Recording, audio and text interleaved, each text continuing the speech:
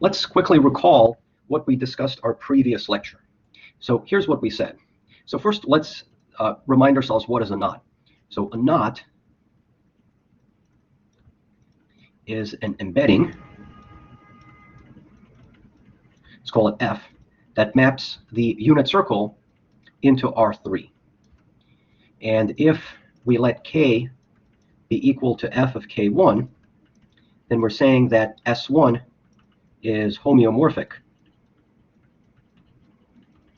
to K. But K is a particular way that you represent the circle in three-dimensional space. So knot theory is not really concerned about the topology of K, because the topology of K is always a circle. Rather, knot theory is concerned about the way circles embed into space. And that's really what the subject of knot theory is about. So it's whether you can move one knot into the other knot without breaking it open. So the way we define it, so then we would say that two knots, so we say K1 and K2 are equivalent knots, if and only if. So I'm going to first write down the incorrect definition. So the incorrect definition would be there is a homeomorphism.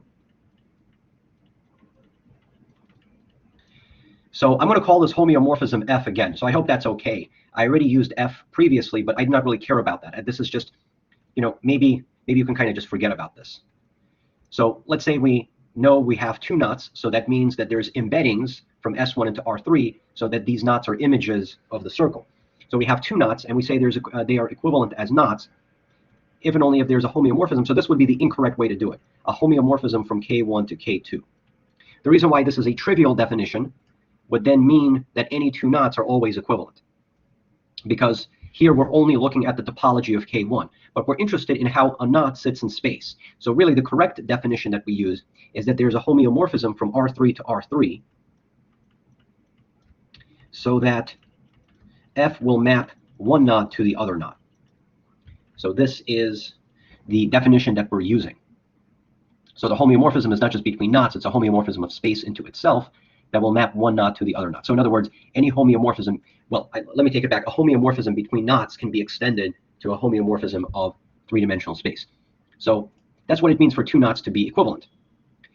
And then we had this theorem. So this is a theorem which we did not prove because it's beyond the scope of this course, and it's a theorem from like the year 2000, so it's pretty recent. It would say that K1 and K2 are equivalent. And here the assumption is that these are tame knots. I should have really written that before.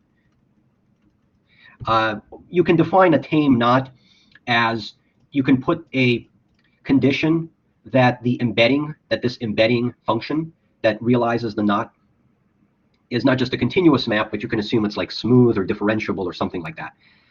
So those are like the kind of assumptions you can make. And then you get these things called tame knots. We did see examples last time where you can have a knot that sort of knots through itself an infinite number of times, which can happen if you just only assume that the function is continuous. But people who work with knots, they generally assume that the knot is not too wild of a knot. It's not too crazy or anything like that. So if you have K1, so if you have two tame knots, K1 and K2, they are equivalent if and only if the fundamental group of their complements are the same. So the fundamental group of, if you take the complement of K1 and you take the fundamental group of K2, that these are going to be isomorphic groups. So this is sometimes called the knot group. So the knot group, you do not calculate the fundamental group of the knot because those would just be the integers. You rather look at the complement of the knot and then you calculate the fundamental group of that. So a knot is determined by its complement. So that's actually the name of the paper. Knots are determined by their complements. So this is the definition of what it means to be equivalent, and then one can prove. Now, one of these directions is sort of easy, as we saw, that if they are equivalent, then their knot groups must be isomorphic. It's the reverse that's very hard to prove. So this is the theorem, and you can use this theorem to then define knots. So for example, if you look at this picture over here, this is the trefoil knot. And what you can therefore do is you can do something kind of silly, but it certainly works, is let's say that I want to define what this means. So it's sort of, this question is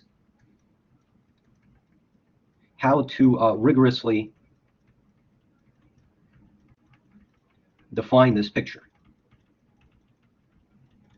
Like in knot theory, it's very common for people to simply draw a visual representation of the knot and just work with those. But you can be a little bit skeptical, and you say in mathematics you have to sort of do things a bit in a more formal way. So what you can do is you can convert this picture. So you can convert this picture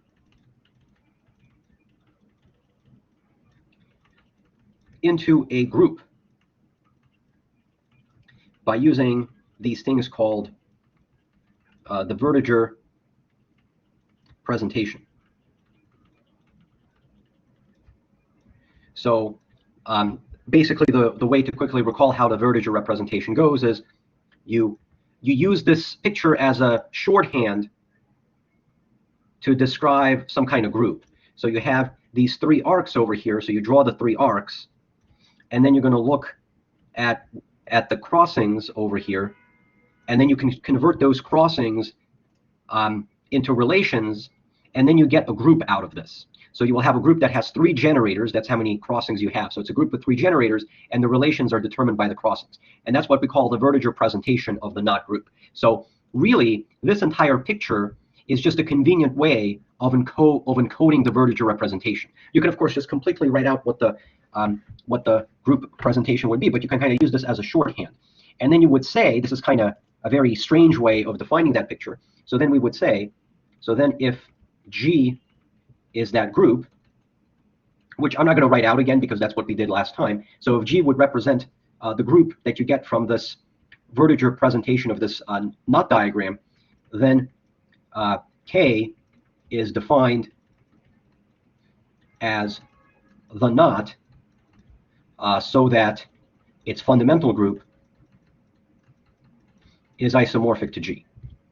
So that's a sort of a very funny way of doing it. Like a normal person would just look at the picture and say that's a knot, but like what a mathematician would do is they would convert it into a group, and then they would say, well, now you have a group, and then you just say that this picture represents the knot whose fundamental group is isomorphic to that group.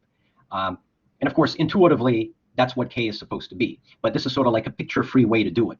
And the picture is just an encoding mechanism so that you do not actually have to write out the entire group presentation.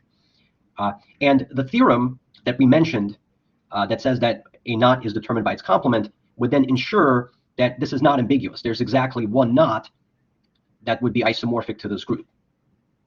That you're not going to be in a situation where there's lots of different knots that have the same group, but the knots are different. That's sort of the point of the theorem. And this is sort of a very backwards way of defining a knot. So what we'll do today is we'll actually give concrete examples of knots and compute their knot groups. And we're going to draw our knots on toruses, on a torus, and we'll be able to generate lots of different examples. So, so today's class is going to be a little bit more, you can say, direct, where instead of defining a knot in this very abstract kind of a way, we're actually going to define a knot with a very specific type of embedding. But first, I want to begin with this.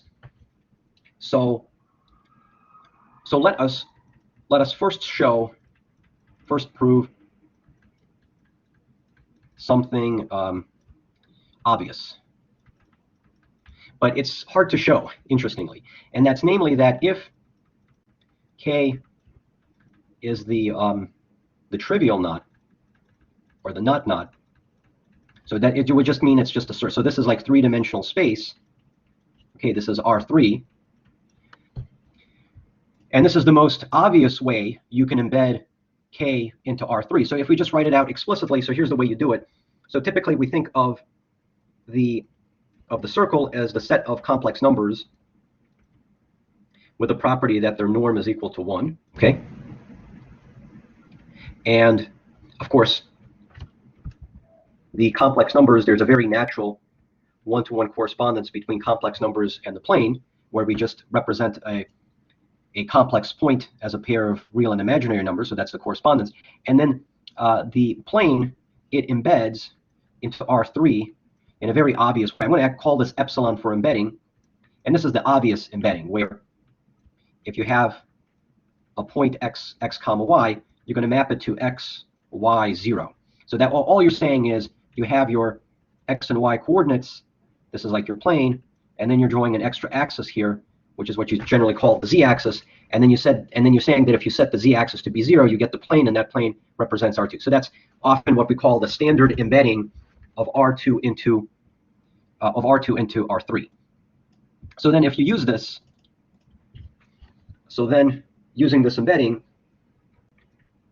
so then epsilon of S1, so I'm being here a little bit abusive in the terminology. S1 is technically complex numbers, but of course complex numbers correspond in a very natural way to points in the plane. So if you just correspond them to R2, and then you use the epsilon embedding, that is the standard way to embed R2 into R3, this will give you a circle in R3, and that's exactly what it is. So this is how it's going to look like. So you basically have your plane over here, where the z coordinate is equal to 0, right? You would say the z coordinate is equal to 0, and then in the z coordinate where z is equal to 0, you just have the circle going around like this. That's epsilon of S1. That's what you would say. And this is what we call the true. This is the most obvious possible embedding that you can have, right? Like you're essentially not doing anything. This is almost the inclusion mapping. And this is what we call the trivial knot, or the unknot, or the not, however you choose to call it. And I think it should be obvious. So it is intuitively obvious.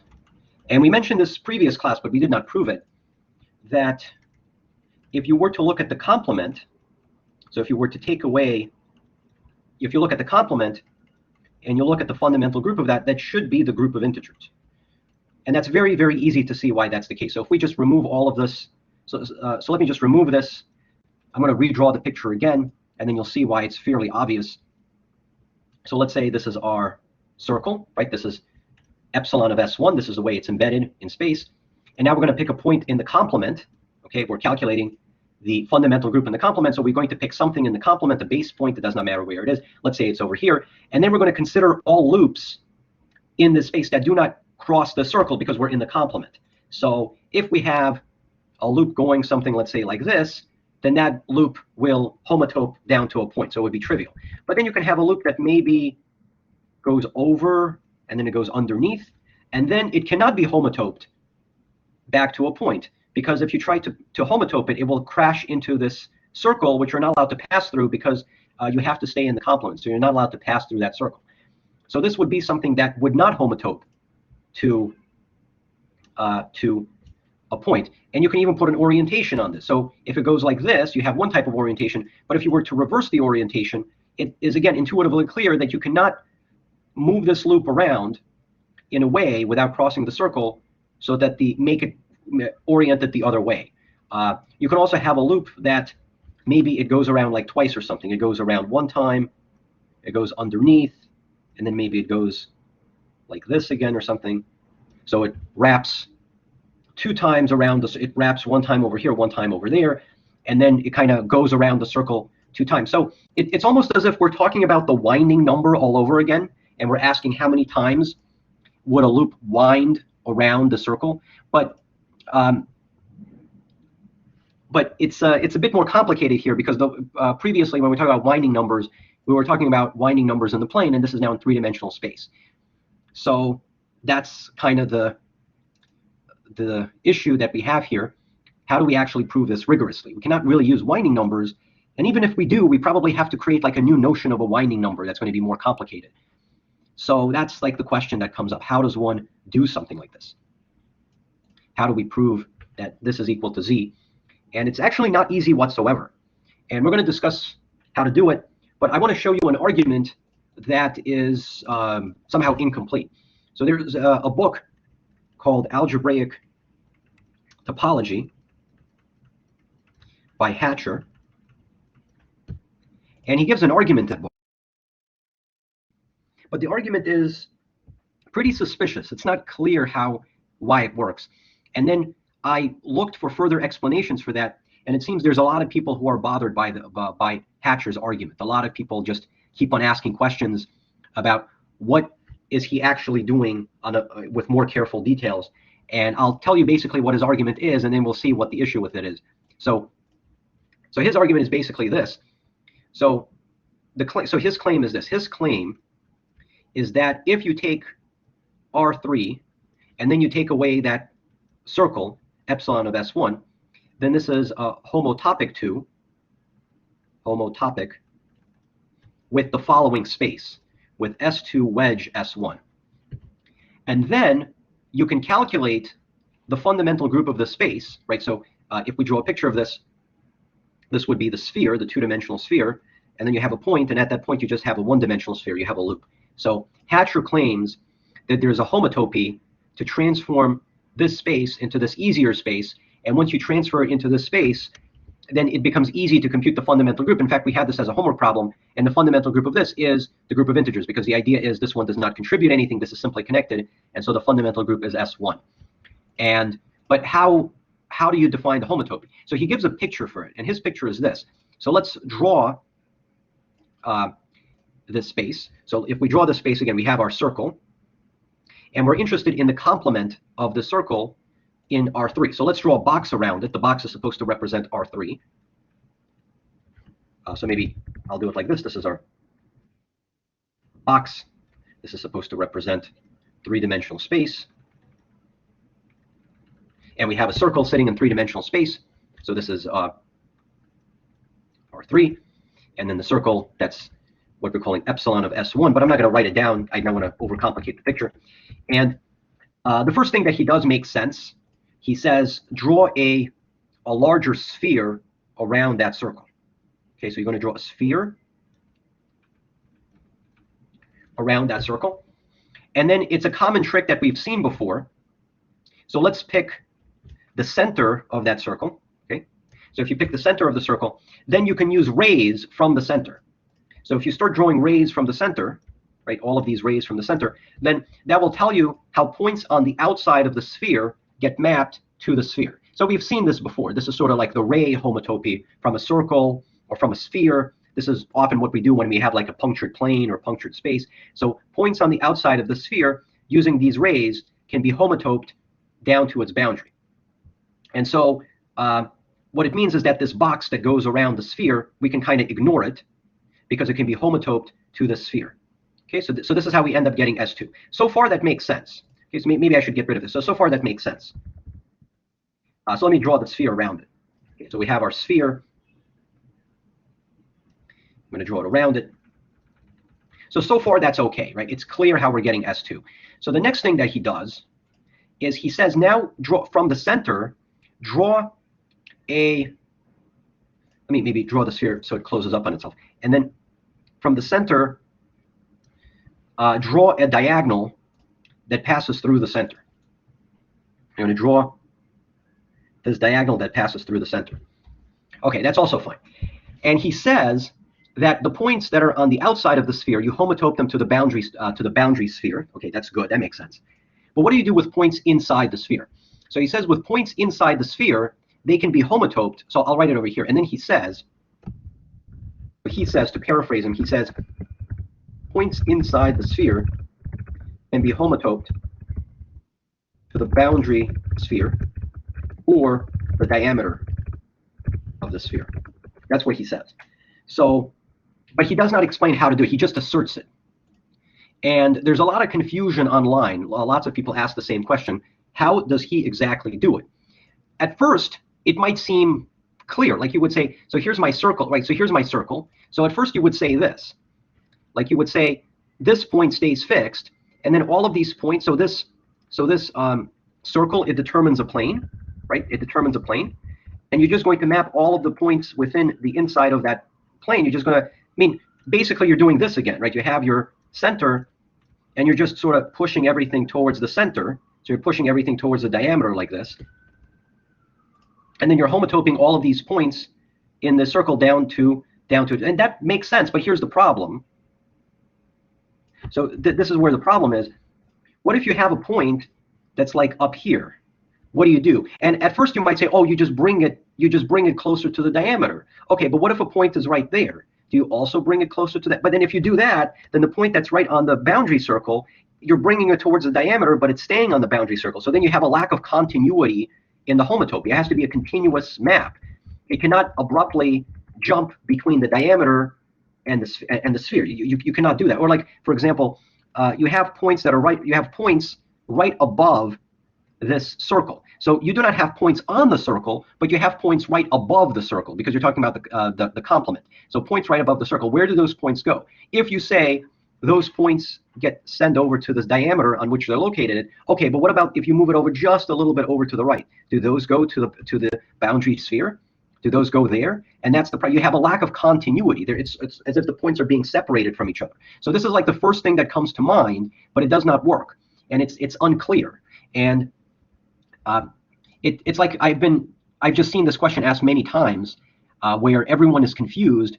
Like you say, points inside the sphere. So the question is, what points? What points are being sent to the diameter, and which ones are being sent to the boundary sphere? It's unclear. So maybe there's a way to make this precise, but it's a lot of confusion. So maybe if one of you can find a very elegant geometric argument, we can share that with class. But it feels like it should work, but then there's a lot of confusion that surrounds it. So we're going to do something else. And when you look up different sources that calculate the fundamental group of this, so this is perhaps the easiest argument that is presented in Hatcher, but it's very suspicious. I mean, if you can make it work out, then that would be the simplest argument. And that's easy to see why the fundamental group of this is the group of integers. So, but it does not, I mean, I'm not sure how the argument works. So instead, I'm going to present a different argument. So this is based on, so there's a book by Fulton. It's called A First Course in Algebraic Topology. And he gives a very nice argument. In fact, his argument is given as an exercise. But he presents the problem in a very natural kind of a way where it becomes sort of easy, well, not super easy, but you can do it yourself. You can actually solve the exercise yourself. So basically, Fulton asks you in the book as an exercise problem to calculate the fundamental group of the complement of the circle that is embedded in R3 in the standard way that we drew. But he kind of sets up the problem in a nice way so it becomes like more manageable to solve. So here's the way we're going to do this. So let's mention our notation again. So we have the complex numbers. Okay, the complex numbers, they correspond in a one-to-one way with R2, and then R2 embeds into R3 in this very standard way. And it's convenient to embed R3 into the 3 sphere. So this is what's called the stereographic projection. So we've seen this before, but we're going to use it again. It's a lot more convenient to work with the 3 sphere than R3 for a number of reasons. S3 happens to be compact, R3 is not compact. But also, when you're working on the 3-dimensional sphere, because it's a sphere, distances are always equal to 1. So a lot of the formulas that you have to write out, they're substantially easier.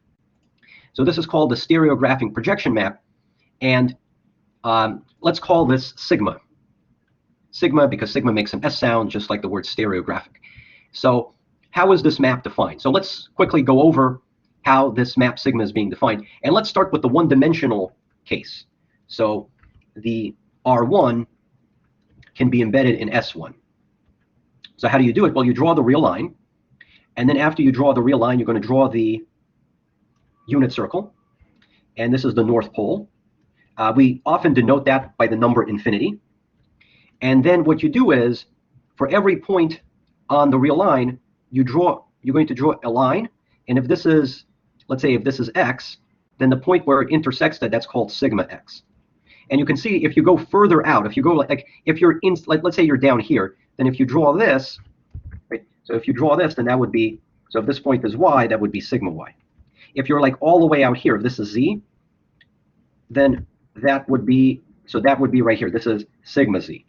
So as you can see from here, the further you go out to infinity, the corresponding point on the unit circle would approach the point at infinity. So that's why we call it the point at infinity. And you could come up with explicit formula for this map,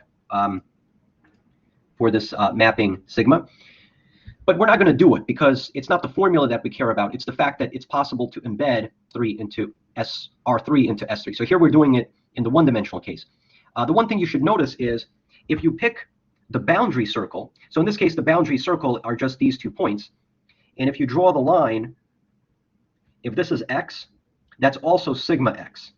So if you're located on the boundary, that intersects with the real line, then that does not move. That stays fixed. And the same thing is going to happen in 2 dimensions. You can embed R2 into S2. So the picture will go here. You sort of think of R2 as this flat plane. Then you're going to draw your unit circle, and then you draw your sphere like so. That's the very center. And it's you call it the North Pole. That's called the point at infinity. And then the way you would do this is, if you give me any point, if this is your point, let's say P, you're going to draw the line up to the point at infinity, and it's going to intersect it somewhere on the sphere, and you call that sigma of P. So every point in the plane will get mapped to a point in S2 in a one-to-one bijective manner. So this is mapping R2 homeomorphically to an open subset of S2.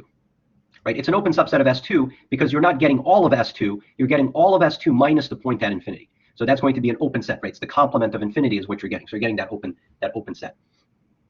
And notice what stays fixed. Well, the boundary circle will not move. The boundary circle will stay fixed.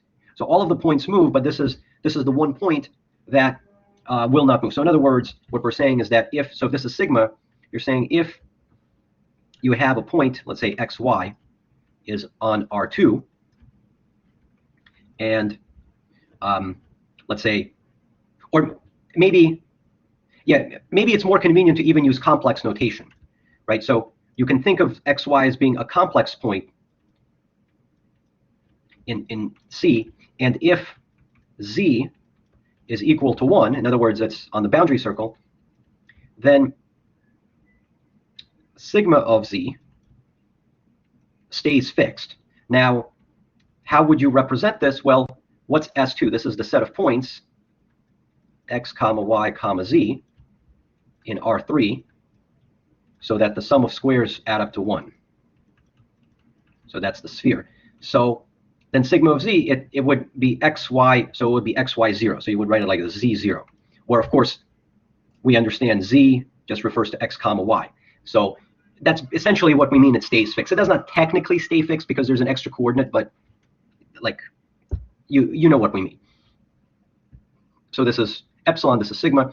And the exact same thing will happen with R3. It can be embedded into S3. Now that we've set up the notation, let's see how we can calculate the knot group of the standard embedding circle. Let's go ahead and first define our circle. So let's call it C for circle.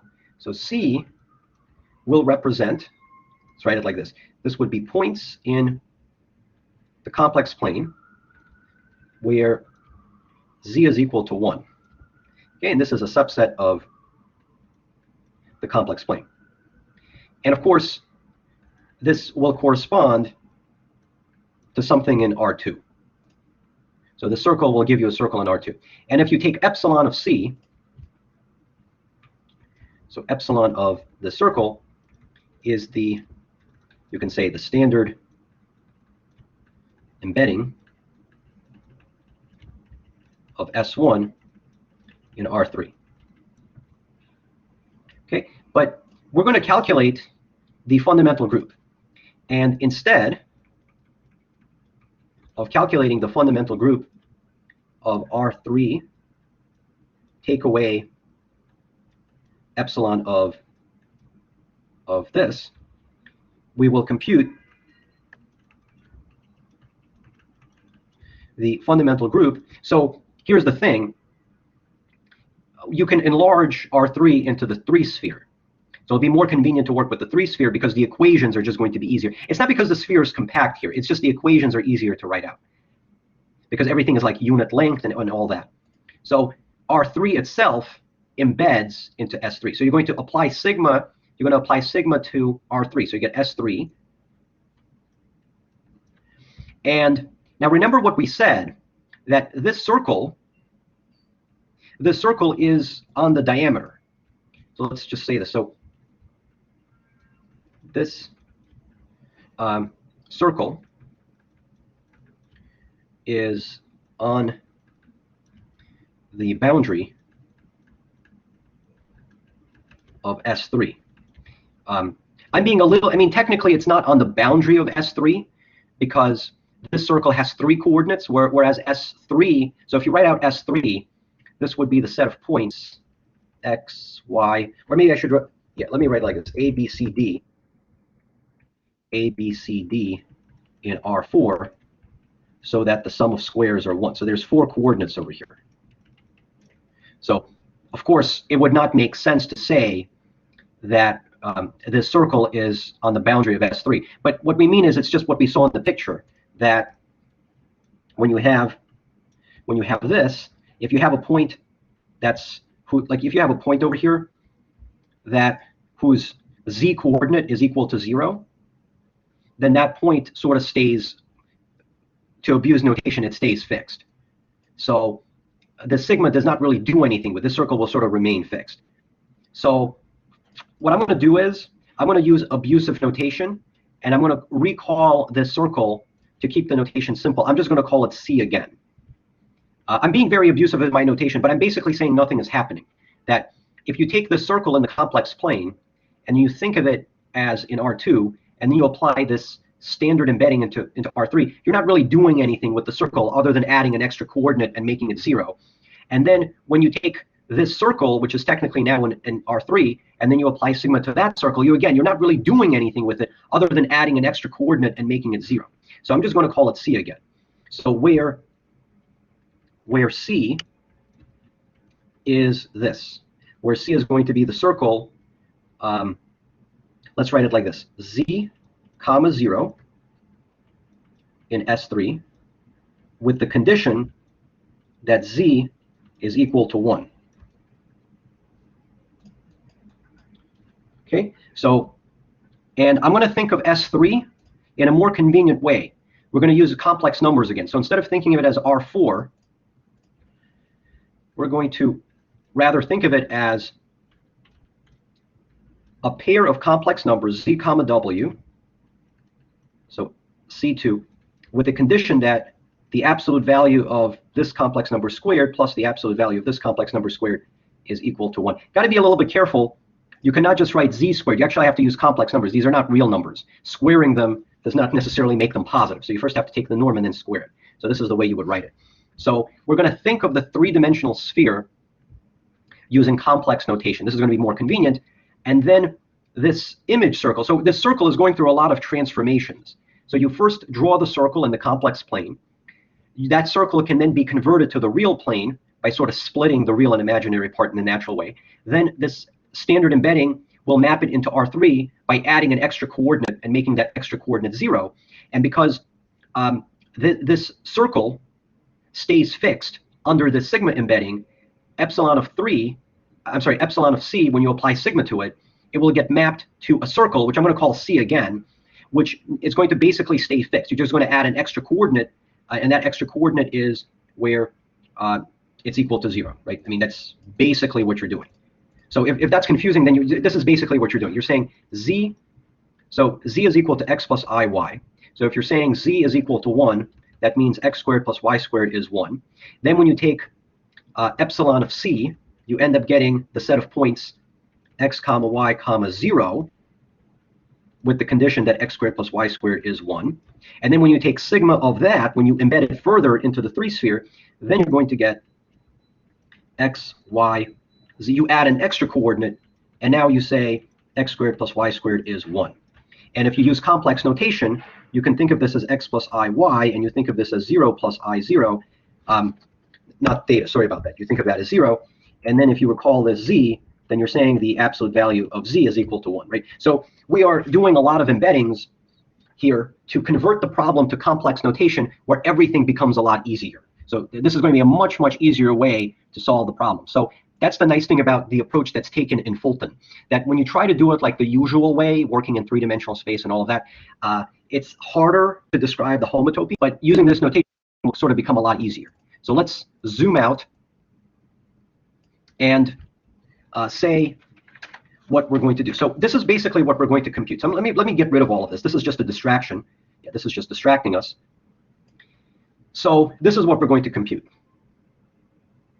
So instead of computing this, we will compute this, right? So I mean, it's the same problem, right? R3 can be mapped homeomorphically to S3, and this, under the sigma embedding, right? Under the sigma embedding, when you apply the sigma embedding to this circle, it will get mapped to this circle. So we have replaced the original problem by a new problem, but it's not really a new problem. It's the exact same problem. It's just written in alternative notation that will make it easier. So this is what we're going to do. Okay, so how about I clear everything off of the screen and we'll start again. Okay, so let's clear the entire screen and start all over again. So let's set C to be equal to the set of complex numbers whose absolute value is equal to 1.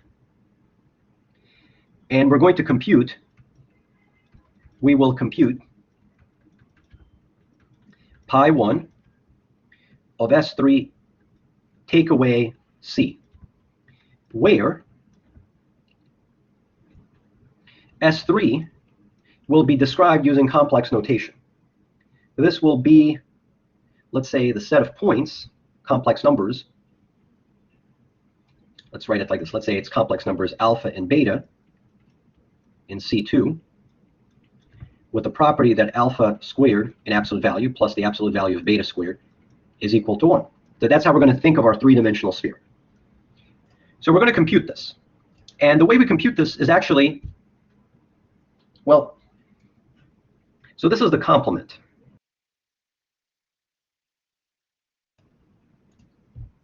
So this complement, maybe we'll give it a name. So let's call this complement by K. And so K would be equal to, so it would be the set of points in the three-dimensional sphere with the property that, well, they have to add up to 1. That's the first thing, they have to add up to 1.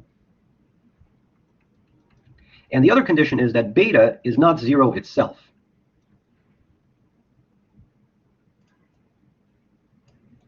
So actually, I made a small mistake here. So let's set C, not this. Sorry about this. I should have written it like this. C is the set of points z comma 0 in S3. Or maybe to write it a little bit differently in S2, in C2, so that z squared is 1.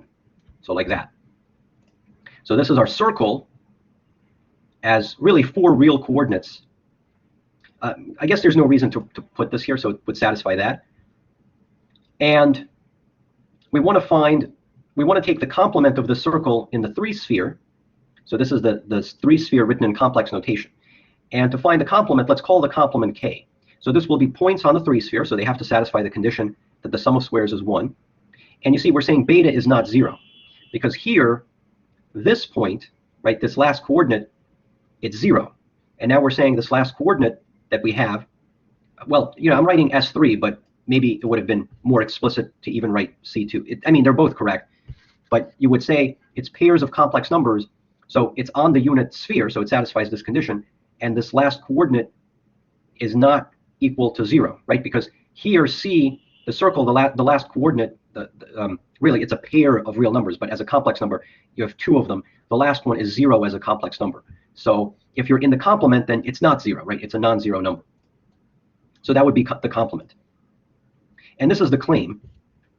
So the claim is that K can be homotoped to C prime, to this circle, where C prime is the circle given by 0W. So this is again in C2, but this time with the condition that W is 1. Okay, so that's like the difference between C and C prime. C, that's the circle where the second complex coordinate is 0, but the first complex coordinate has norm 1. C prime is the other way around. The first coordinate is 0, and the second complex coordinate has norm 1. And we're saying, like, we're not saying that C is homotopic to C prime. That's obvious, right? They're in fact homeomorphic. Of course, these are homeomorphic. These are just circles. But what we're rather saying is if you calculate the complement of C, so the complement of C, this is what we're calling K, that K can be homotope to C prime. And then what's the conclusion? And from here, it will follow that the fundamental group of K, this is what we're trying to find, that's the complement, is the fundamental group of C prime, but C prime, that's just a circle. Right? Notice it's not the complement of C prime. If it was the complement of C prime, then to use a pun, we're going in circles, right? This is not a circular argument. You have to be a little bit careful here. I'm not saying, like, you have to be, I'm not saying this. I'm not saying pi 1 of C is pi 1 of C prime, because that's sort of obvious. We're working with the complement. It's all about the complement. The complement is the one that's hard to find. So we take the complement, we call it K, and then we show the complement can be homotoped back to a regular circle, the standard embedding circle. And then you have the conclusion that it's Z, because this is no longer the complement of C prime. That's just C by itself without the complement. So that's what we're trying to show here. Okay, so how do we accomplish this task? So we're going to define a homotopy. So let's go ahead and define our homotopy maps. A homotopy equivalence. Okay, so we need a pair of functions, of maps, continuous maps, of course. So one of them I'm going to call J, for reasons that you're about to see. That will map K prime, C prime to K. And another one that will go the other way, from K to C prime, so that J and F are what we call homotopic inverses.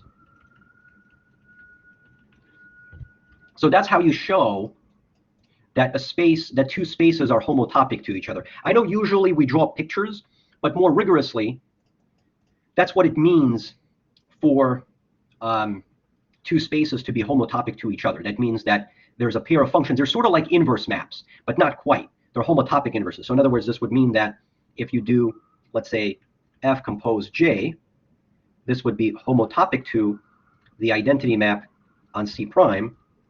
And if you do J composed F, that would be the identity map that would homotope to the identity map on K. So homeomorphism is when these are equal to the identity. And homotopic inverses is when these compositions are homotopic to the identity maps. So this is what we have to achieve. So we need to find a pair of maps. Now there's an obvious way to map C prime into K. So let's go over how we do it. So we're going to define J from C prime into K by, so if you pick a point on C prime, okay, so maybe I'll write it over here what C prime is, so I do not have to scroll back up again. So C prime, this is the set of points that have the, so they look like the 0, W in C2 with the property that W has norm 1. And K, this is the complement of C. So maybe I'll write it over here. This is the complement. So this is S3. Take away the original circle C. And this was the set of points. We said alpha comma beta. Alpha comma beta in C2 with the property that alpha squared plus beta squared is equal to 1, and beta is not 0 itself. So this is K, and we're trying to find the map from C prime into K. Now if you look at C prime, notice the second coordinate is already non-zero because it has norm 1. And K, the second coordinate is never equal to 0. So there's an obvious way to map C prime into K, and that's just by inclusion. So we're just going to define a map. So every point in C prime will have the form 0W for some complex number of norm 1, and we just map it to itself. It's just going to be 0, W. And that's obviously a point in K. And now we're going to map it the other way around. And then we need a map that goes backwards. And we're going to define a map going backwards. This one's going to be trickier, from K to C prime. And I'm going to map it as follows. We're going to map this one by the following rule. We're going to define f of alpha beta to be equal to, so if it's being mapped to C prime, the first complex coordinate has to be 0, so it better be 0. And the second complex coordinate is just going to be beta divided by the norm of beta, like this. Notice alpha does not actually do anything here. It's all about beta. Now, the reason why we're allowed to divide by beta is because in this set K, the beta coordinate is never equal to 0. So we're allowed to divide out by it. Now, beta itself is not necessarily of norm 1. Rather, this squared plus that squared adds up to 1. But beta itself might have smaller than 1 norm. And then you just, when you divide out by its norm, you get something that now has norm 1. And look at that. That's a point on C prime. The first complex coordinate is 0, and the second complex coordinate now has norm 1. So we've just defined two maps. And this is sort of the obvious way to do it, because obviously you cannot divide by alpha as maybe it's equal to 0, but you can divide out by beta. So these are sort of like the two obvious maps, I would say, that come to mind. And it turns out that this works. And it works precisely because the notation has been very nicely set up to make this problem work out nicely. So now we have to check. Okay, so it remains to check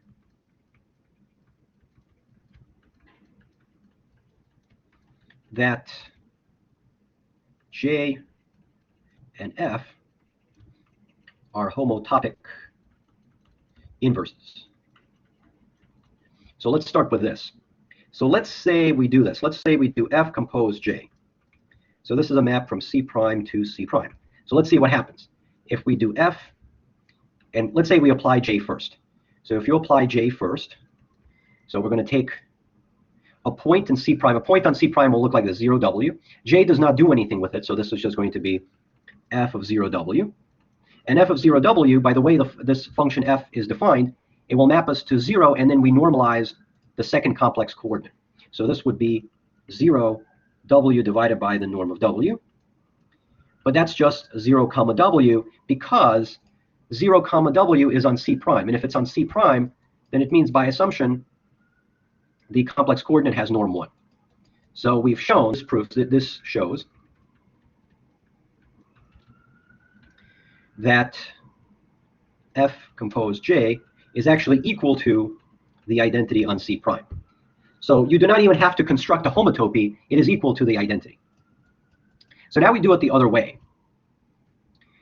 So finally, we check that if you do it the other way, and this will now be a map from K to K, this is on the complement, then this composition would be homotopic to the identity on K. Notice we're not saying it's equal to the identity on K. In fact, it cannot be equal to the identity on K, because if it was equal to the identity on K, then it would mean that J and F are homeomorphisms. F is a homeomorphism, and J is like the homeomorphic inverse for it. The reason why this is impossible, before we even do the calculation, is because C prime and K cannot possibly be homeomorphic to each other. For one thing, C prime, this is compact. So if you use, let's say, Heine-Borel, this is a closed and bounded subset of R4. So it would be compact. Whereas K, this is not a compact set, because it's the complement of that standard embedding circle. So it's like, it's not going to be compact. So there's no way that you can have a homeomorphism, but that's okay. We only need a homotopic inverses for this to work. So let's check this condition. So let's write out what this function is doing. So we have J composed F apply to a point in K. So a point in K will have the form alpha comma beta. Let me just scroll up a little bit just to remind what K is. So K, this is the set of pairs of complex numbers whose sum of squares is 1, but the second coordinate is non-zero. So this is going to be equal to J of F of alpha. So how is F of alpha being defined? So as you can see, F of alpha beta is 0, and then it's that. So it's 0 beta divided by the norm of beta. And J, well, that's the inclusion map. That's just this over the norm of beta. So there we go. And that's what we get. Now that's not the identity map. Let's actually write out what the identity map does on K. The identity map on K will take that same pair of complex points and it will just map it to 0, comma beta. I'm sorry, that's incorrect. It will map it to alpha, comma beta. So to show that these are homotopic, what we need is we need a homeomorphism. I'm sorry, not a homeomorphism. We need a homotopy between these two maps. In other words, a continuous interpolation from one to another.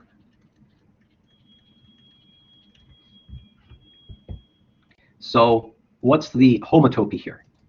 So the homotopy, we're going to construct it. We're going to construct a homotopy. Let's call it H. So the homotopy, notice these are maps from K to K. So the homotopy is going to go like this. It's K to K, and then we introduce the interpolation parameter, and we vary it from 0 to 1. So we typically call this by the letter S. The S variable is supposed to represent the interpolation parameter. You think of this when S is 0, that gives you like the initial map, and when S is 1, it gives you the other map, but it continuously interpolates between these two. So here's how we define it. So we define it as follows. So H of, we're going to have a point in K, which looks like this, alpha, comma beta, comma S. So keep in mind that these are complex numbers, and this is a real number between 0 and 1. And the way this is going to be defined would go as follows. This would be equal to S times alpha. And the second point would be a little bit more complicated. It's the square root of 1 minus S squared norm of alpha squared. You should notice we're not putting absolute value on S because S is a real number. There's no need to do that. And then we're going to multiply this by beta over the norm of beta. That's the way that it works.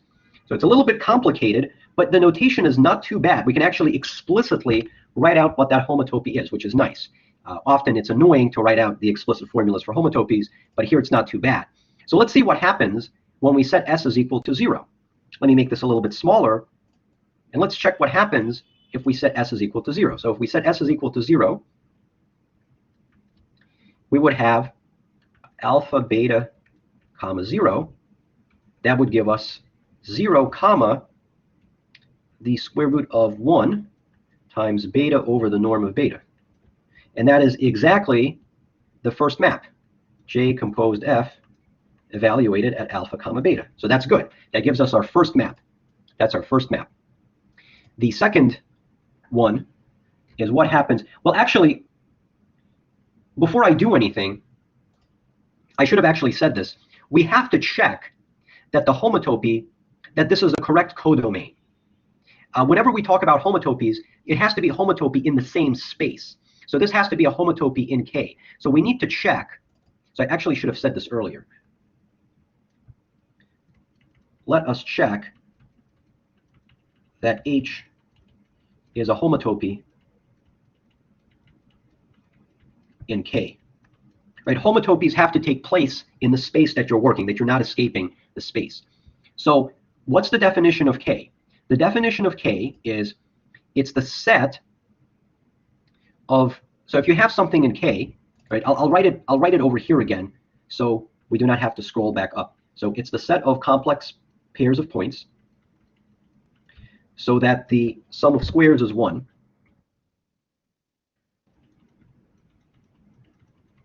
And beta is not equal to 0. So we have to check this. So let's check if the sum of squares is 1. I'll write it down. So if you square this one, right, if you do S alpha squared plus the second one, so there's a square root, so that goes away. And you do beta over the norm of beta. Well, you have to square it. So I guess, sorry about that. So I have to take this number in absolute value and square it. So I have to put it in absolute value and then square it. Then this number is already real, so I now have to put it in absolute value. But when I square it, the square root goes away. And this one in absolute value, well, this one already has norm 1. So this would be the absolute value of b squared divided by the absolute value of b squared. So in the end, we would get s squared, the absolute value of a squared, plus 1 minus s squared, absolute value of s squared, and alpha squared, and this is already 1, and these cancel, and you're just left with 1. That's exactly what we want. The point that we're getting, the sum of squares has to be 1, and the sum of squares is 1. So then we just have to check, can this possibly be equal to 0, right? That's what we have to check. Can this thing be equal to 0? So can this entire thing be 0? Well, what do we know about beta? We know that beta itself is not 0. So then that would mean that this has to be equal to, so that's the question. We're asking, could this one be equal to 0? Well, let's see. 1 minus s squared alpha squared is equal to 0. That would mean that s squared alpha squared is 1. But s is a number between 0 and 1. So s squared alpha squared, it's less than or equal to alpha squared, but alpha has to be strictly smaller than 1. The reason for this is because if alpha is exactly equal to 1, that will force beta to be equal to 0, which is impossible. So the absolute value of alpha has to be strictly smaller than 1. So it means when you multiply by s squared is a number that's smaller than 1. At the very most, it's 1. Whatever you're getting, it cannot be equal to 1. So this expression will always be strictly smaller than 1. So because of this, this coordinate never vanishes. Okay, so you have to actually do that check. That's important. I should have said that earlier. But this is a valid homotopy. So we see that by setting s is equal to 0, you get this map. And now let's see what happens when you set s is equal to 1. So now when you set s is equal to 1, you would get that this is equal to 1, and that would be equal to alpha. This would be the square root of 1 minus the absolute value of a squared multiplied by beta divided by the norm of beta. But this is equal to alpha, and here's what we know, right? Like, look at this. If the norm of alpha squared plus the norm of beta squared is equal to 1, you can solve for alpha squared. So 1 minus alpha squared is the square root of beta. So this would be the square root of the norm of beta squared times beta over the norm of beta. Right? So let me just say that again. The sum of squares is 1, and we have alpha squared. So solve for alpha squared, and you get it's this.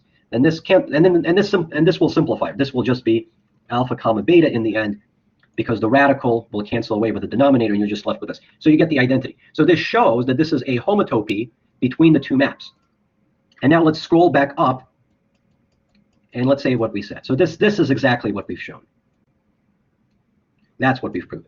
We've proven that the complement of the circle can be homotoped to a different circle called C prime. Right? So we're not saying the circle can be homotoped to this. We're saying the complement of the original circle can be homotoped to the other circle, right? That's sort of sitting in a perpendicular position or something, because the coordinates are interchanged. And then from there it follows that the fundamental group of the complement would be the same thing as the fundamental group of this circle that you homotope it to, and therefore it is the group of integers. So that's exactly what we've claimed, but now you get to actually see how the homotopy is being constructed. And the point here is, this is actually not a trivial argument. It definitely takes some work to figure this out. But that's what we've proven. Okay, so this is our first. So our first concrete example of a knot. Now, let me say this again. When I mean concrete example, I mean not doing it the abstract way, where you draw a knot diagram, you convert the knot diagram to a vertigo representation, and then you say it's a knot whose complement group is isomorphic to that. That's like the abstract way of defining a knot. Here, we're concretely, like specifically showing how the knot embeds into space. So our first concrete example of the knot is the trivial embedding of S1 into R3. And we proved that the knot group, which is exactly what we expected, is isomorphic to the group of integers. But it definitely takes some work. And now we're going to produce another concrete example of a knot. We're going to produce a concrete example of the trefoil knot. And I know what you might be thinking. If it was this hard to show that the unknot has fundamental group Z, what hope will we have to show that the trefoil has the fundamental group that we claim that it does in our previous lecture using the vertigo representation. Well, this is the part which is quite amazing, that you will be able to take advantage of what we've just proven to calculate the knot group of a large classes of knots. So it's kind of similar to what happened when we talked about fundamental groups, that enormous amount of effort went into finding the fundamental group of the circle, but then the other spaces were sort of easier from that point on. So this is going to be sort of the same thing. Finding the knot group of the trivial embedding of the circle takes a substantial more amount of work, and then the other example that we're going to look at is going to be a lot simpler than that. Now we're going to get to torus knots. And the picture you want to keep in mind is, this is your torus. A torus knot is basically going to wrap around your torus as it goes around, and is going to wrap, let's say, n times around the minor radius. Let's call it lowercase r. So you have the small radius of the torus, and you have the large radius that goes all the way around, and m times around the major radius. And we're going to call this, so you're going to get a knot, and this knot is denoted by K and M. And what we're going to be interested in, we're going to be interested in finding the fundamental group. Really the fundamental group of the complement of that knot. So that's what we would like to do. And here's a picture perhaps that shows this a little bit nicer than I can draw it. As you can see here, we have this nice picture of a torus knot that illustrates what's going on. The entire knot is living on a torus, and you get something like that. So you get an entire family of torus knots as you vary those integers n and m. So let's actually define a little bit more carefully by what we mean by a torus knot.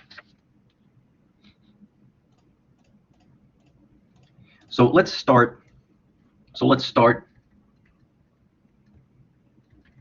with the standard torus embedding. So we're going to draw our square. So this is 0, 1, 0, 1. Let's call this theta. Theta will represent the minor radius. And let's call this phi. This represents the major radius. And we want to map this. I'm going to call this epsilon for embedding. And we're going to map this to three-dimensional space. So let's say that's the z-axis. This is the x-axis. This is the y-axis. Well, maybe I should not even do that. It's just going to overcomplicate the picture. So let me get rid of this.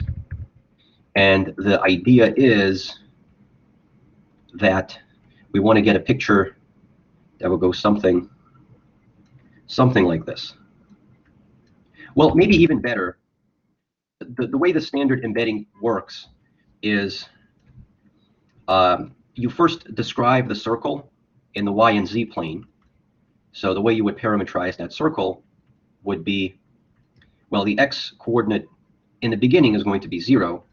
The y coordinate, so keep in mind, r, this is going to be the minor radius, and capital R, this is going to be the major radius.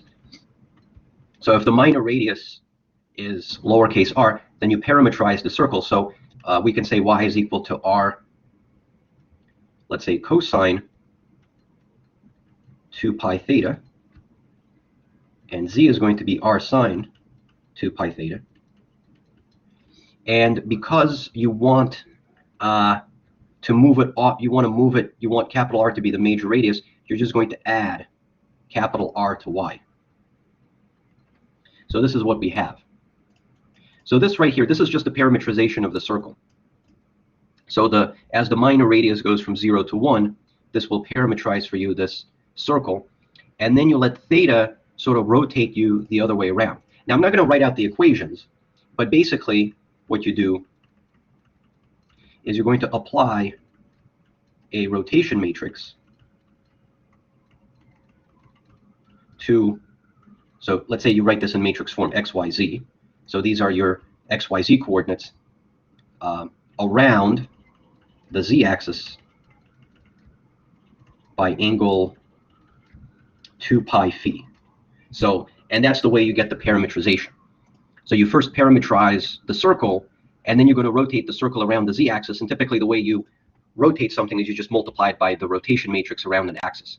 And if you were to do that, then you would just trace out, let's see, maybe I'll try to do it more carefully. You would sort of trace out something like this. And you end up getting your torus. That's the typical way that you learn how to parametrize a torus, even in something like multivariable calculus. So this is like a well-known thing. So this is what we call the standard embedding. This is the standard embedding because this is the easiest way to do it. You can imagine more complicated embeddings. Like what you can do is, if you want to understand what I mean by more complicated embedding, just imagine that you take your cylinder, and before gluing the endpoints together, the edges together, you create a knot in the cylinder, and then you glue them together. So then that would give you an embedding of a torus, but it's a very complicated embedding of a torus where you basically have a knotted torus. You have a torus with a knot. So one can, of course, do something like that, but here we're just keeping it simple. We're just using the basic standard torus. And now we're going to explain how you get a torus knot. So we're going to use our embedding to create the torus knot. So here's the way this goes. We first need, so we take two integers. Let's say we take n and m. These are going to be integers. And it's important that they're relatively prime. So we'll say why that's important in a moment. But we're going to take two integers, and the two integers are going to be relatively prime. And the idea is one of these integers will represent how many times you're going to wrap around the minor axis, and the other one will represent how many times you wrap around the major axis. So the way you're going to do this is you're going to define, so you're going to construct the following loop. So this is going to be a closed loop, so 0 and 1 will come together. So this is going to be a loop going into the torus.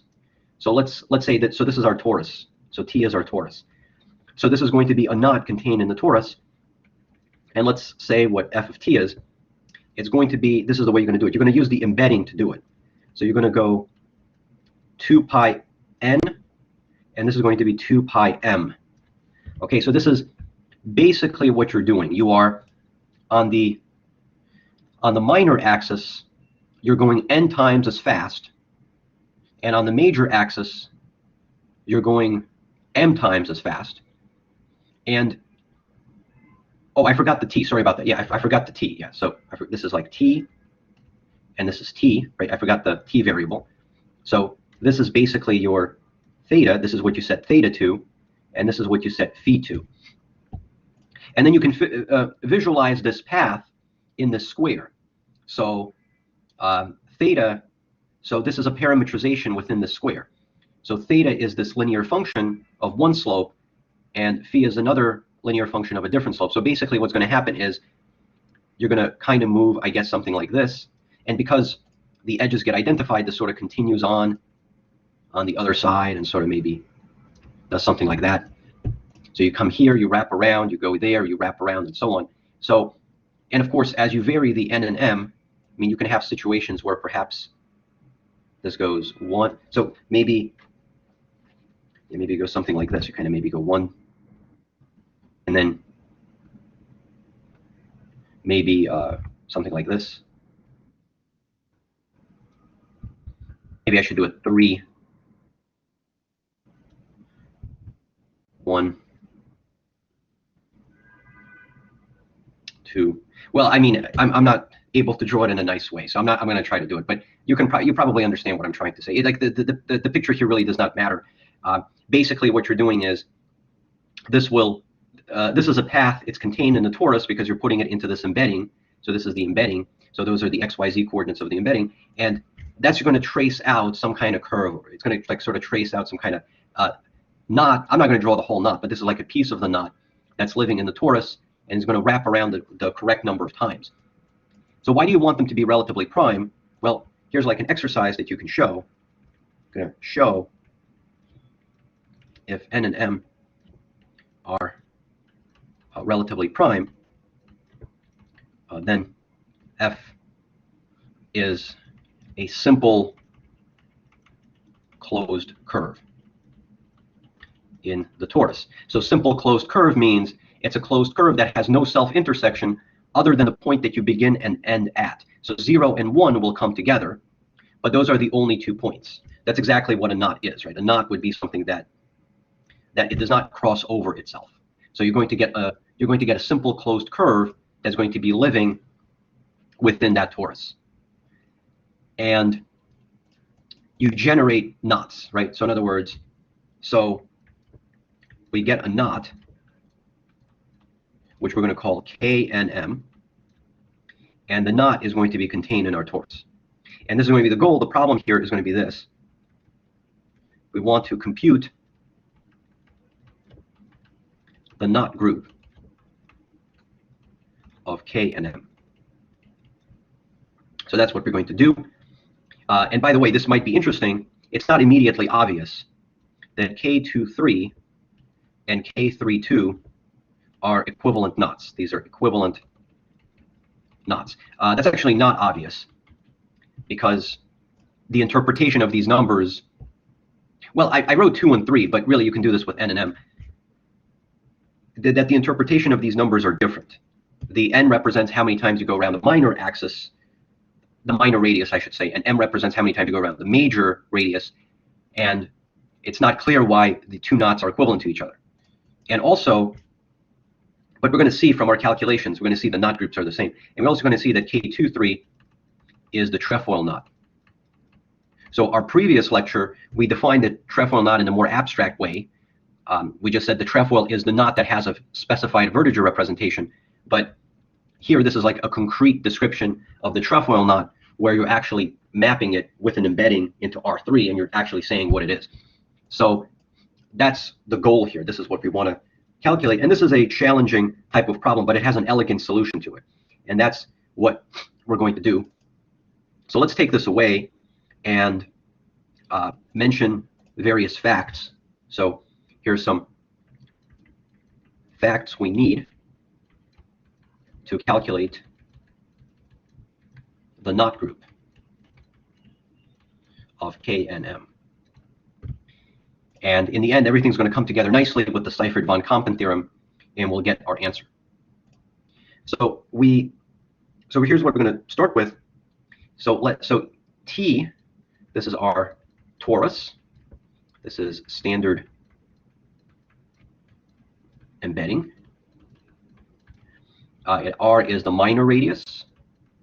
Capital R is the major radius. This is what we drew before. And let's say T bold, this is the solid torus. So it's the exact same picture, but you just sort of fill it in inside.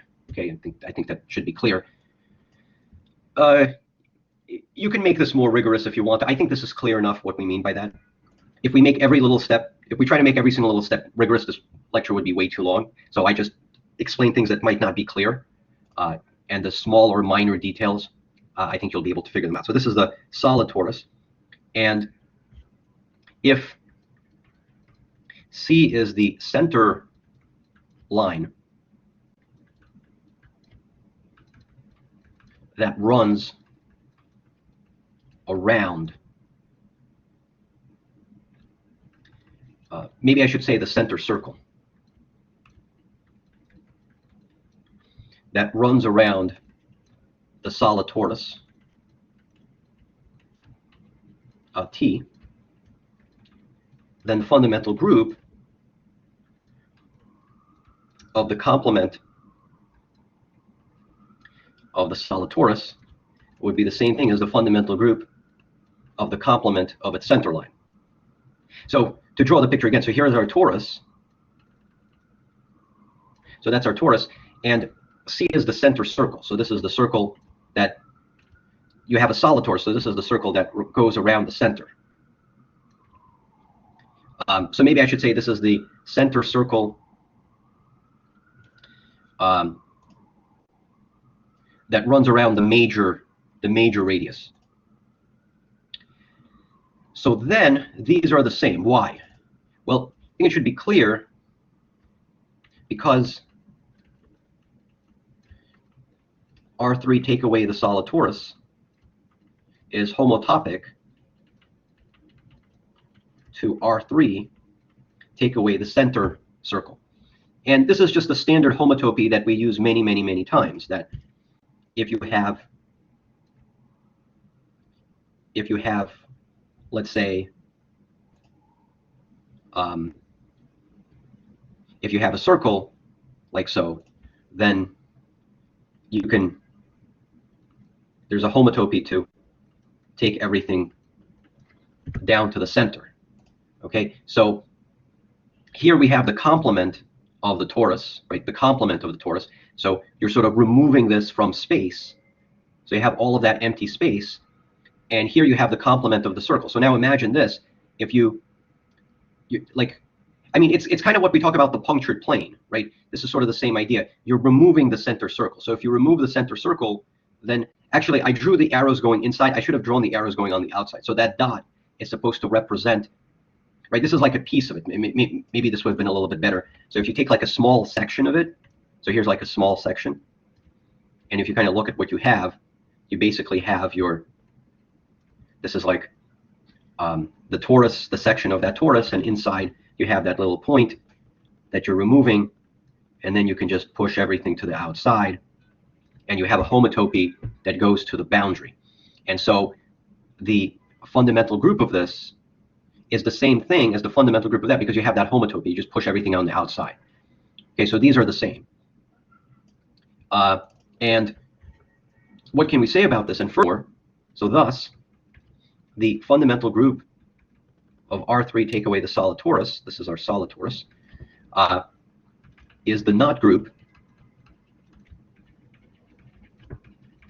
of the trivial knot, right, of the standard circle. This is what we've talked about before. How do you calculate the knot group of the circle? And so that would mean that this is isomorphic to the integers. And in fact, we can even say what the generator is.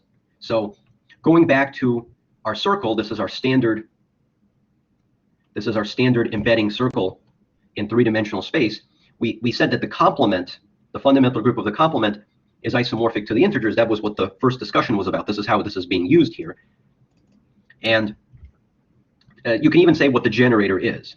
So if you let's say lambda represents that loop that goes around it, then this would be generated by lambda, right? It will be generated by that loop. Now, I know that technically we did not prove it. We did not prove that the circle that goes through the middle of that circle will be the generator for the group. But if you go back to our previous work where we calculated the fundamental group of this, it would not be that difficult to modify the argument and show, you basically take that homotopy that we came up with, you take the generator in that homotopy, and you just map it using the homotopy, and you will get something like this. So intuitively it is clear, but if you want to be a little bit skeptical, you can say technically we did not prove that, and you would be correct, but you can fill in that detail.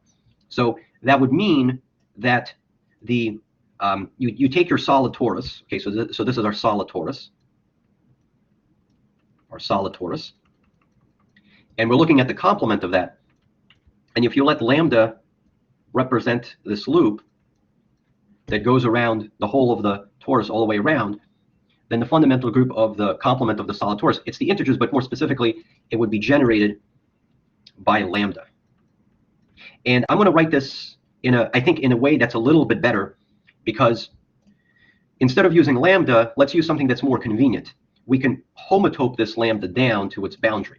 So just keep on shrinking lambda, just keep on making it smaller until it gets on the boundary of the torus. And this thing that we're getting over here, this is what we're calling R. Okay, so this is going to be generated by the loop that goes around one time around the minor radius. Now, I'm being a little bit abusive in my notation here, but I think you can understand what we're doing. So this is abusing notation.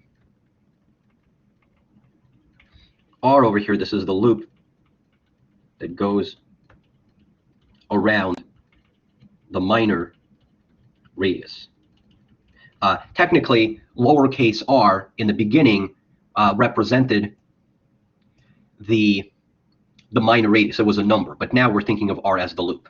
But I just do not want to come up with new notation. We're already using a lot of letters.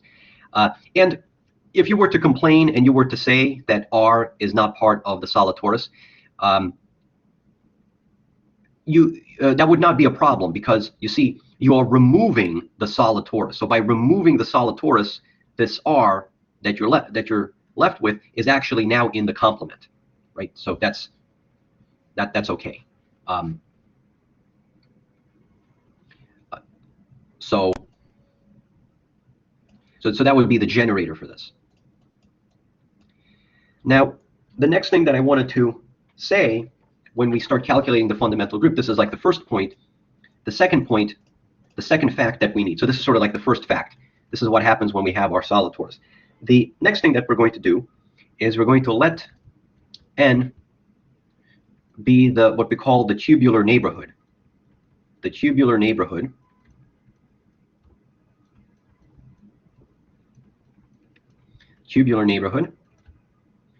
along the knot. So instead of trying to define it more carefully, which one can do using those embedding equations, but that's sort of missing the point. The basic idea here is this. You have your knot. I'm going to draw a piece of the knot. Okay, so this is like the piece of our knot. Obviously, the knot is doing a lot more complicated things. It's twisting in various directions in space, but this is like our piece of our knot. And the idea here is tubular neighborhood basically means you're just going to draw these tiny little circles around, right, in the direction in which the knot is going. And then they will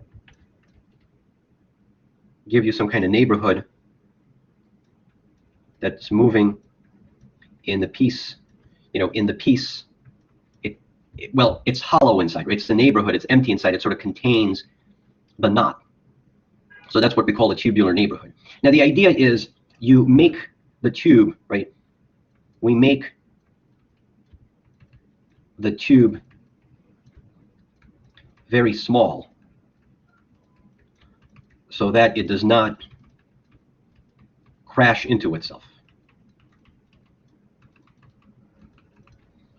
I know, like, of course, this is not rigorous mathematics, very small, does not crash into itself, but I think we understand what I'm trying to say. I'm just basically trying to say that you can create this region in three-dimensional space by using the knot.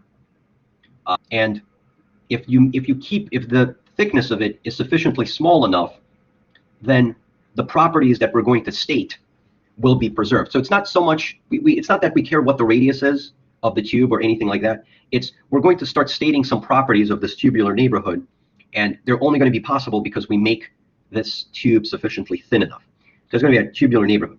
And the first of those properties is going to be this, that then if you take R3, take away the knot, so this is the complement of the knot, then this is homotopic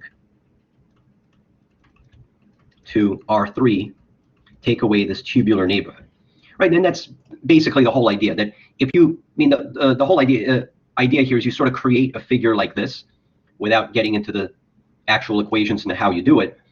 But if you make it small enough, then the same kind of homotopy will work. That if you look at the complement of this, you're not on the knot, and so you can just push out from the center of the radius until you get to the boundary, and you get this homotopy, that this is now homotopic with that one.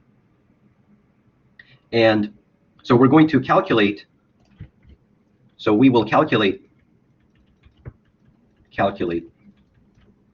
the fundamental group of R3 take away n instead of this one. So originally we wanted to find this fundamental group, but it's going to be more convenient to work with this.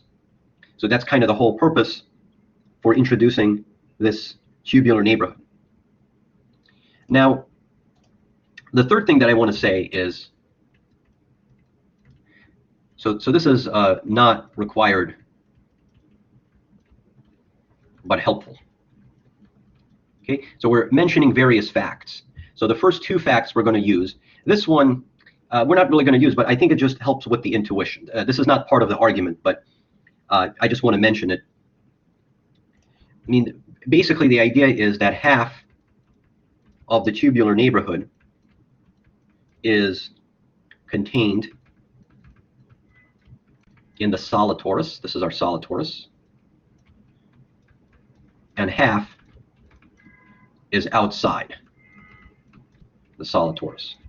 So this is our solid torus, right? This is our solid torus.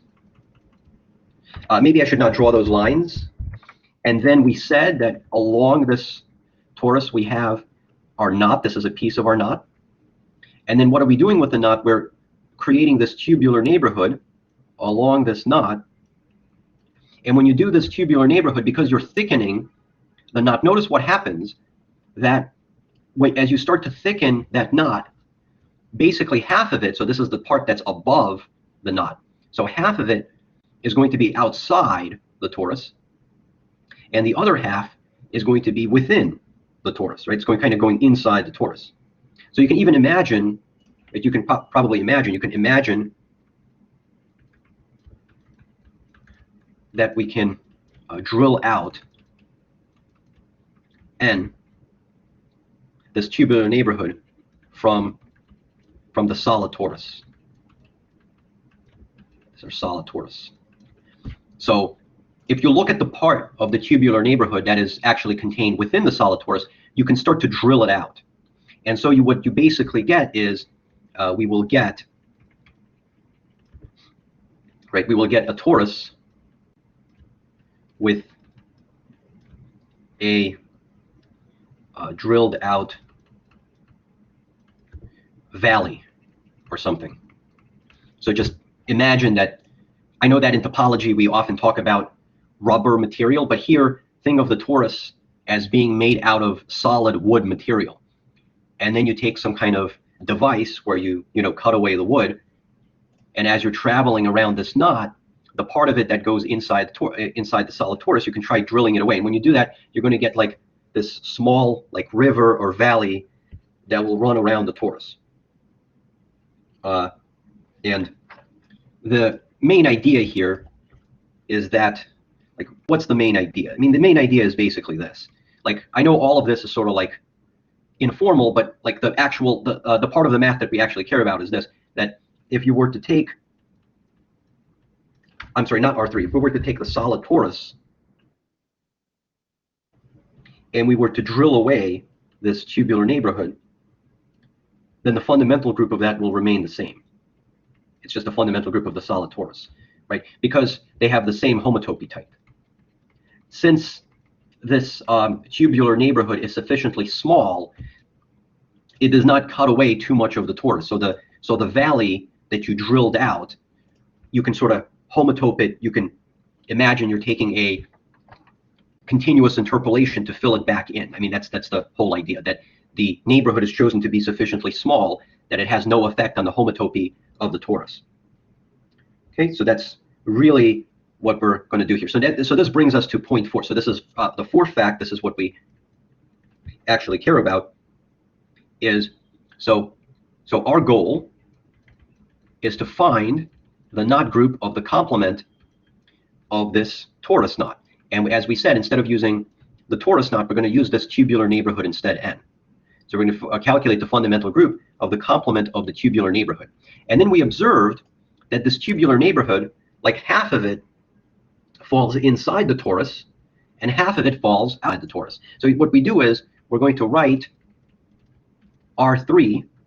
So we can write it as the union of the solid torus with the complement of the solid torus. So this should make sense, right? This is just a set is written as a subset and the union of its complement. So R3 can be written like this.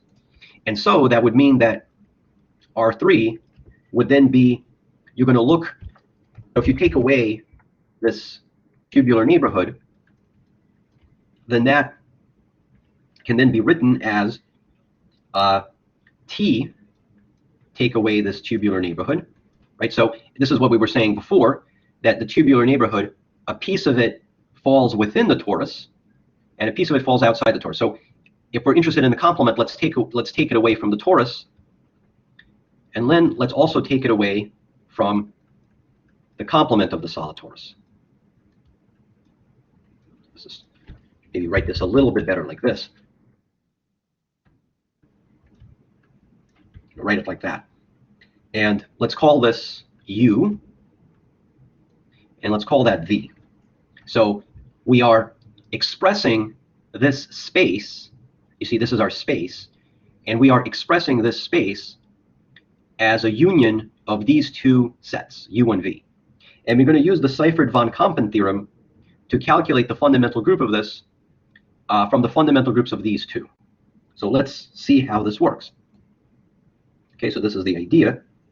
Now, when we use the Seifert-von Kampen theorem, we also have to find the intersection.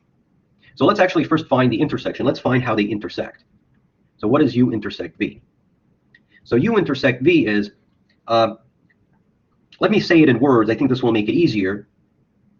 So this is the neighborhood that's, this is the tubular neighborhood that is outside the torus, and this is the tubular neighborhood which would be inside the torus, right? It's the complement of the torus, and you take that's the one that's inside the torus.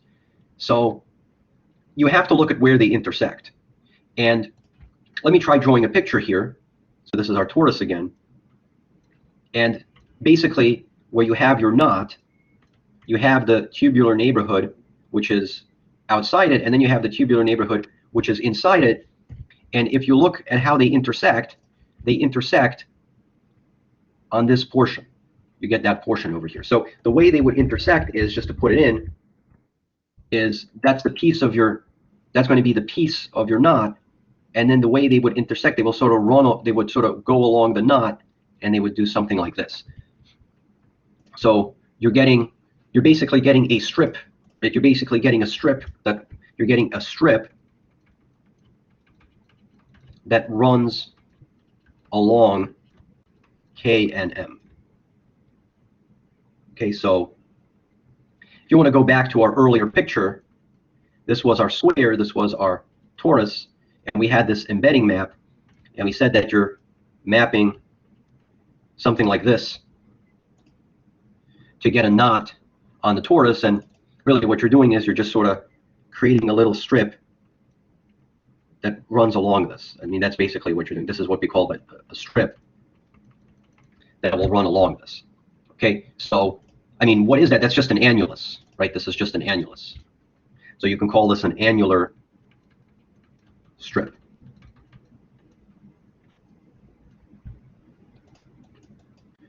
So thus,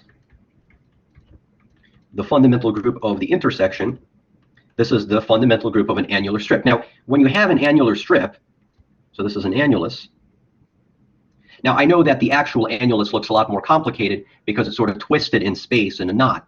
But basically, when you have something like this is like an annulus, the fundamental group, it has the homotopy type of a circle. So the fundamental group will just be the center line, right? That's just the center line of the annulus. It's just generated by that. So the fundamental group of the intersection, this will be it's isomorphic to Z, and it's generated by, it has one generator, C, it has no relation, where C is the center line of the annular strip. So that's what we get here. So now we get to actually finally use the Seifert-von Kampen theorem. So with the Seifert-von Kampen theorem, let's actually set it up. So at the bottom, we're going to have U intersect V. Here we're going to have the fundamental group of U.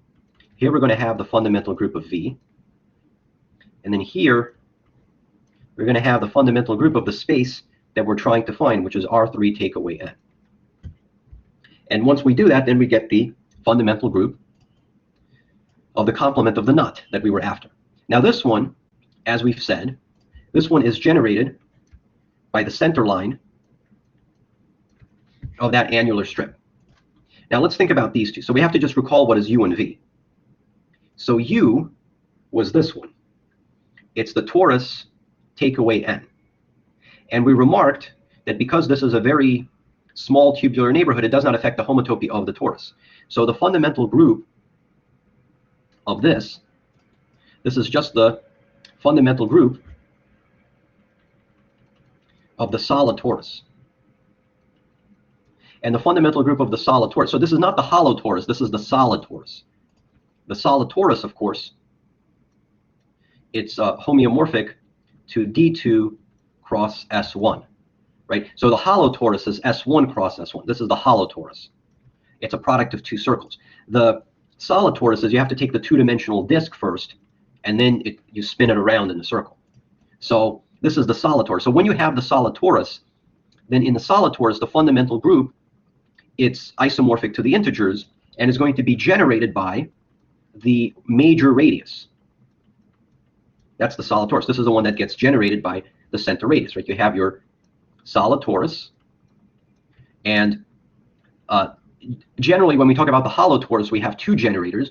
One of them goes around the minor radius, one of them goes around the major radius, but the minor radius, because that's D2 here, that homotopes down to a single point. So we only have one generator, and that's the one that goes around it, and that's what we're calling R. So this is our solid torus. Now what about V? So let's see what V is. V represents the complement. This is the complement of the torus, and then from that complement we take away this small tubular neighborhood. And again, the idea is that this tubular neighborhood is small enough not to change the homotopy. So the fundamental group of this would be the fundamental group of R3 take away the solid torus. And this is what we've said before. This is the complement of the solid torus, which, if you recall, we said this earlier, the complement of the solid torus has the same homotopy type as the complement of the standard embedding circle in three-dimensional space. And we remarked this, I think this was probably our first fact. So as you can see, this is fact 4. This was fact number 1. So this was, we said this is generated by the minor radius, R.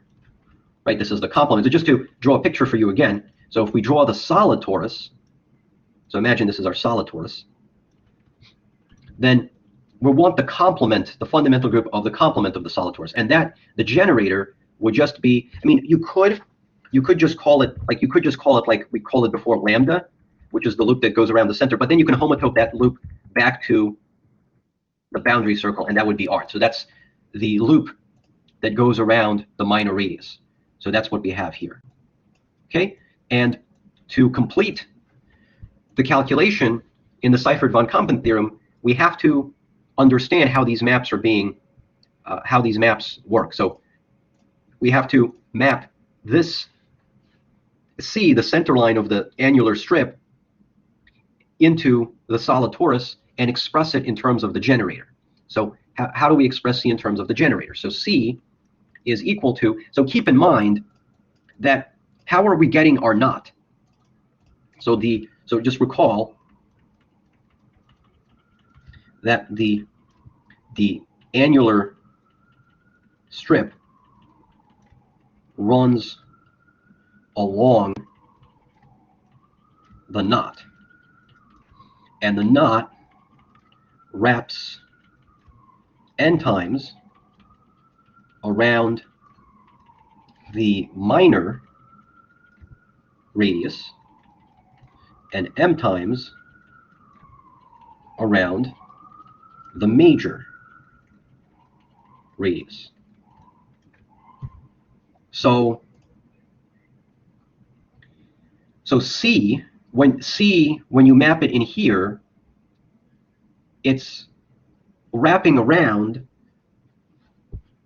the major radius R a total of m times. So C would be R to the m. And here, C, so when you map C into this group, it will wrap around the minor radius a total of n times. So this is R to the n. So that would mean that the push out, when we find it, it will go as follows. We would copy and paste our generator. So we have two generators, R and capital R. We copy and paste the relations. There are no relations. And then we add the extra relation to make the diagram commute. So C gets mapped as R to the n, and C gets mapped to R to the m. So you have to equate these two. And then you have R to the n is equal to r to the m. And that is the knot group. Now, typically, we do not call them lowercase r and capital R. We usually call them like X and Y or something. So let's just summarize. Let's take this down and just summarize. Okay, so to summarize,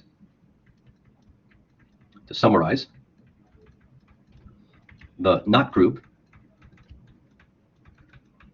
of K and M is, it has two generators, and it has the relation that X to the N is Y to the M. So now it's clear, right? It's clear that K and M is equivalent as a knot to KMN.